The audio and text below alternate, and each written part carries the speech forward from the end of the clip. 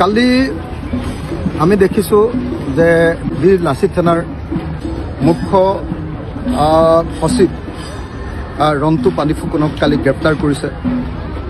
তেওঁক আজি পুলিচৰ কোৰ্টৰ সন্মুখত খাৰা কৰিছে। তেওঁৰ লগতে আৰু আন কেইবাজনকো গ্ৰেপ্তাৰ কৰিছে আৰু বিকাশ অসমকো গ্ৰেপ্তাৰ কৰিবৰ কাৰণে পুলিচে বিচাৰি ফুৰিছে। মই বীৰ লাচিত সেনা সম্পৰ্কে মই একো ক'ব নোখোজোঁ। সেই সংগঠনটো সম্পৰ্কে মোৰ পজিটিভ ধাৰণাও নাই, নিগেটিভ ধাৰণাও নাই।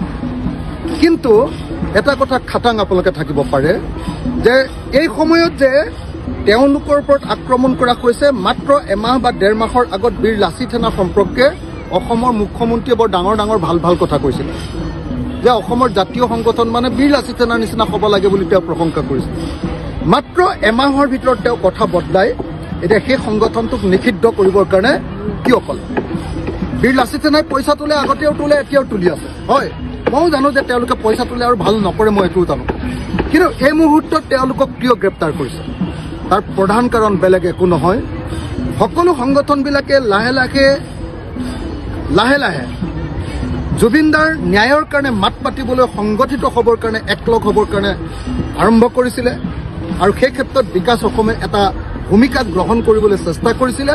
আৰু মই খাটাং যে হিমন্ত বিশ্ব শৰ্মা চৰকাৰে কেৱল আৰু কেৱল জুবিনদাৰ ন্যায়ৰ কাৰণে এখন বিশাল সংগ্ৰাম হৈ যাব বুলি ভাবিয়ে, সকলোৱে লগ লাগি এক সংগ্ৰাম আৰম্ভ কৰিব বুলি ভাবিয়ে এনেকৈ বীৰ লাচিত সেনাৰ ওপৰত এই আক্ৰমণ নমাইছে। মই এই আক্ৰমণক নিন্দা কৰিছোঁ।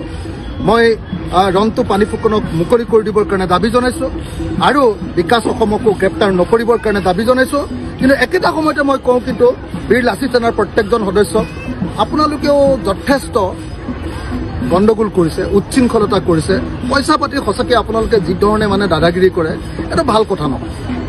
আৰু আপোনালোকে বহুত দিন চৰকাৰৰ লগত সম্পৰ্ক কৰিওতো মানে মিহি সম্পৰ্ক কৰিছিলে। এতিয়াতো দেখিলে হিমন্ত বিশ্ব শৰ্মাই কেনেকৈ পাল্টি মাৰি দিলে। গতিকে সকলোৱে নিজৰ আদৰ্শত সদায় স্থিতি ল'ব লাগিব, জনতাৰ পক্ষত স্থিতি ল'ব লাগিব।